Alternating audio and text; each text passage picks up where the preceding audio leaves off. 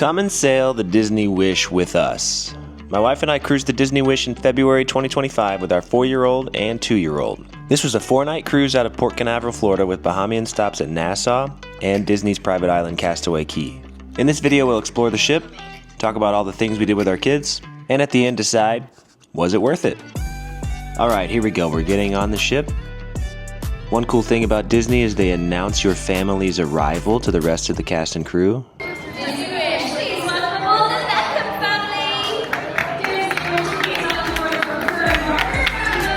There's Belle up there in her tower. Here's a little view of the Grand Hall.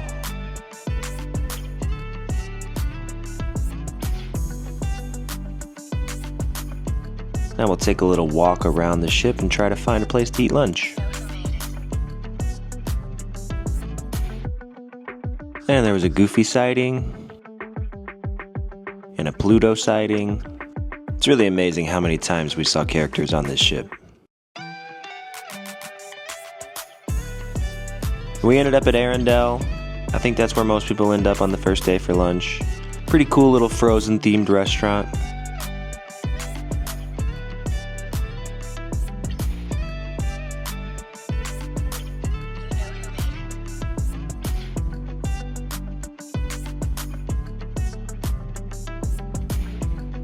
Here's the menu. Feel free to pause it and check it out. Dad, where are we? On the Goofy boat. Kind of. Goofy's on the boat. Mom, where are we? We're on the Disney boat. Disney Wish 2025. And here's a little taste of some of what we got on our first meal. I got a Caesar salad. Not really a big salad guy, but I knew what I'd be eating over the next week. But of course, we finished it off with some desserts. And our little guy could not hang. So before we set sail, every ship has their emergency training, and then we set off to find our room.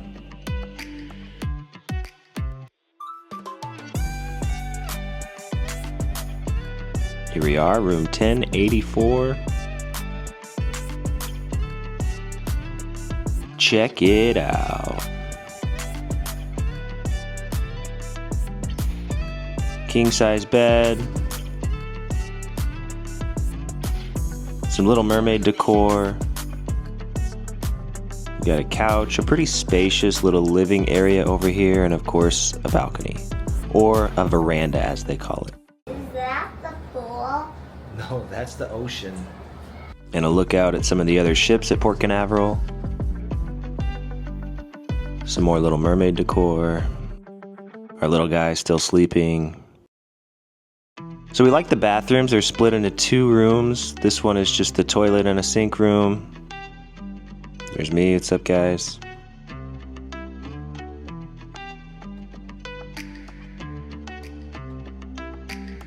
And then this room is the bath and another sink. Pretty spacious bath. Nice to be able to bathe your kids on the ship.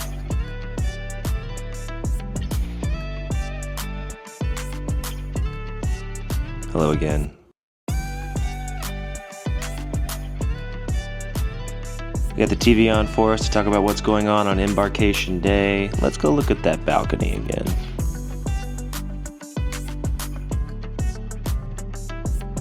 Alright, now let's explore. We're down here at the Oceaneer Club to see what the kids can do.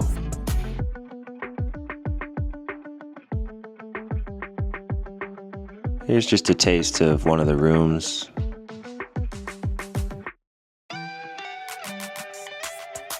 Turns out we showed up with like 60 seconds left of open house, so we got kicked out shortly after this. But lots of rooms like this, and many were themed, like a Marvel room, a Star Wars room. Pretty cool places for the kids to play. Now here's what I was excited about, the fitness center. As you enter, there's a little door that lets you go out on a walking path. And now here's the fitness center itself, a few bikes, several treadmills, a little office for their personal trainers to do an analysis on you if you're interested in that. We've got a bunch of treadmills overlooking the ocean, some self-propelled treadmills, which I like. I was actually impressed by this. They have a standalone squat rack with barbells. Most cruise ships don't have that, so that was a nice touch. And you got a cable machine with a pull-up bar, some more machines over here. A couple of Pelotons, a couple of plyo boxes, some dumbbells over there, some benches. There's the Pelotons, as I said. My wife and I are Peloton members, so that was nice to be able to do a ride on the ship. This cool little thing, I think it's called a techno gym. Not really sure what it is, didn't use it, but it's there if you want it. A rower, which is another nice touch. I've been big into CrossFit for a few years, so that was nice to have on the ship. Some kettlebells, medicine balls, and here's a nice little spin room. They have spin classes if you're interested in that sort of thing. Some ellipticals, of course.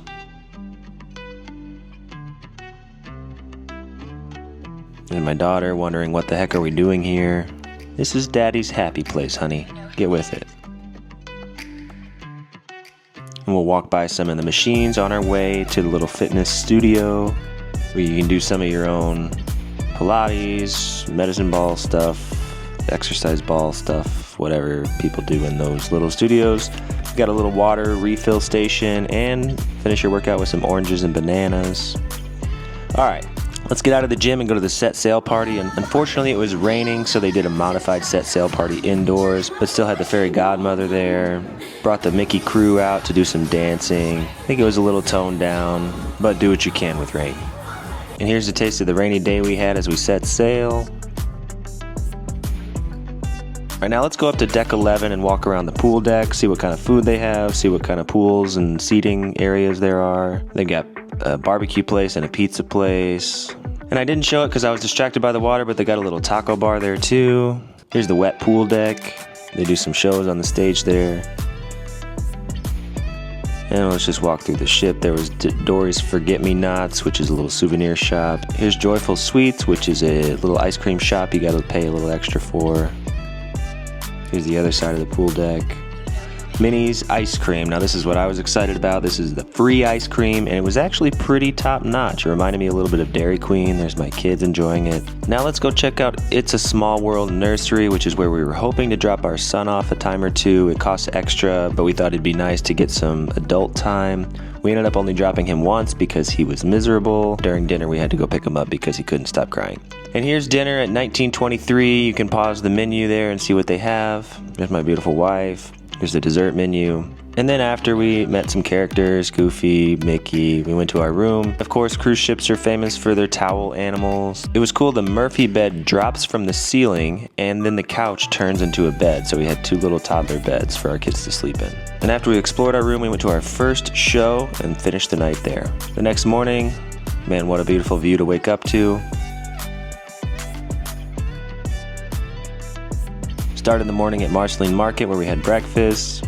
I'll give you guys a walkthrough of what breakfast looks like. It's a buffet with pretty much all the options. The only thing we weren't thrilled about is they didn't have an omelet station. I feel like most cruise ships have an omelet station where you can build your own omelet. They didn't have that, but they had pretty much everything else.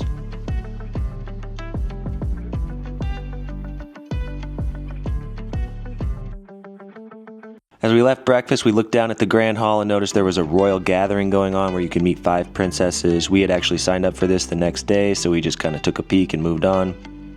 Met Mickey again, of course. You can see my son really only likes Mickey Mouse from afar. Met Minnie. There's Goofy. There's Donald. Lots of character sightings on this ship. Then we ventured up to one of the hangout spots. You play basketball, bags, ping pong, foosball, air hockey. Then we checked out the Teens Club just because there was an open house. We were nearby. We thought we'd go in and check it out. You could play video games there. They've got some board games set up. Lots of areas to sit and overlook the ocean.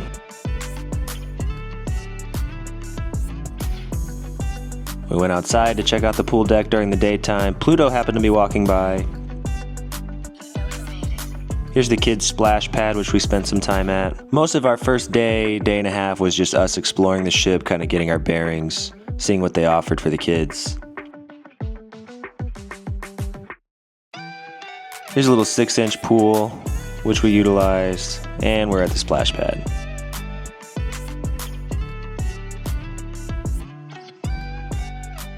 Now, day 2, there was a dance party. We thought that the kids would enjoy dancing with the characters, and as you'll see, it was mostly them just watching the characters dance, but it was still a good time. It's cool that the characters come out and dance with you. They'll jump around with you one at a time. Each character has their own song that they dance to, so lots of fun there.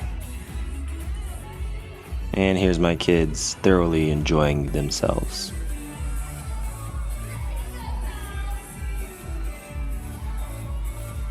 And wouldn't you know it, as soon as the characters left, my daughter decided it's time to dance. Better yet, let's have our own show on stage. So day 2, we decided instead of going back to the room for our son to nap, we went to Wonderland Cinema to watch Mufasa, which hadn't hit streaming services yet, so it was cool to get it before you could get it at home. So we watched Mufasa while my son napped, and then, of course, met some more characters. Went out to the walking deck, and Daisy happened to be there, got some pictures with her, and then got ready for dinner at the World of Marvel. Here's the menu at the World of Marvel. They had a cool little show every 10-20 minutes. The Ant-Man and the Wasp would come out and do a little bit. Here's my dinner with some scallops. My wife got some chicken.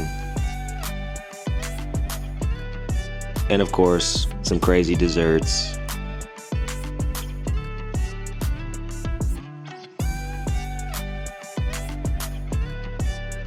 Here's some more of the show. They incorporated a lot of the Marvel characters, which was cool. And then Spider-Man walked around, met all the kids. My kids weren't super interested, but hey, I got a fist bump. And what better to do than meet Mickey again and go see The Little Mermaid live. It was only an hour long, so the kids didn't get bored. Alright, day number 3, we went to breakfast and then went to go meet Anna and Elsa at Arendelle. There they are over there. Took my son pretty much the entire cruise to warm up to the characters. As you'll see later, he finally starts holding hands and giving hugs. So I mentioned this royal gathering. This is where you can sign up to meet 5 princesses all at once. So we saw Rapunzel, Belle, Tiana, Moana, and Cinderella, my daughter's favorite. Now here, my son just warmed up a little bit, started giving out hugs, started holding hands, which was nice to see. Then we went to the Bayou, which is a bar on the ship. They had a little activity for kids where they could color and decorate this parrot. Then I had to go potty, and on my way out of the potty, Donald and Daisy happened to be out at the Grand Hall, so we hung out with them for a little bit. And then went to this little 6-inch pool, hung out there for a half hour or so. While my family took a nap, I went and got a workout in and saw this couple getting married on the ship while I biked with Allie Love. And then we got ready for dinner, which was Pirates Night at the World of Marvel. And for Pirates Night, they did a little special show, and as you'll see in a little bit, they do fireworks on the ship, which I believe is the only cruise line that does fireworks at sea. And of course, they got all the characters involved with the show. My kids being my kids.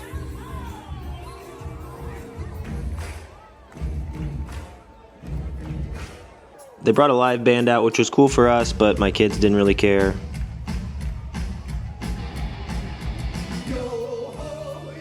Then they incorporated another show with it, brought out Captain Jack Sparrow, walked the plank.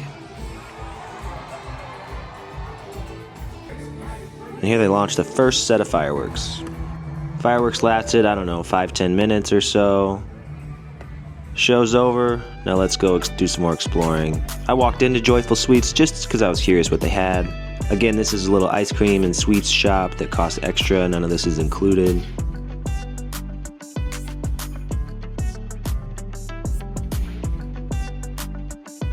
And then went to bed, woke up the next morning at Disney's private island Castaway Key, had some breakfast with a view at 1923. Then we got off the ship and went exploring. Got some beach towels, met Chip and Dale right outside the ship. You could also meet Captain Hook and Smee. It's quite a walk to get to the beach, but on the way there you see a few characters. You meet Daisy, you can meet Captain Jack Sparrow. Look at this view.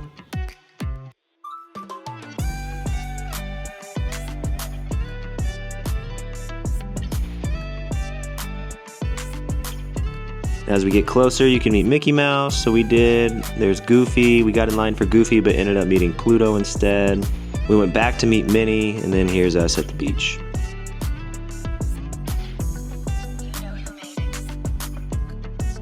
They've got a cool water slide in the ocean, which of course I did with my daughter. They've got a little splash pad, which was underwhelming, but the kids loved it. And at 4 o'clock, the day wrapped up. And honestly, this was a pretty nice touch, watching all the workers say goodbye to us as we departed. We're off back to Florida. Look at this sunset. Love a beautiful ocean sunset. The last night of dinner for us was at Arundel. Here's the menu. Last night, I'm gonna get 2 desserts, of course. And it wouldn't be dinner without a show.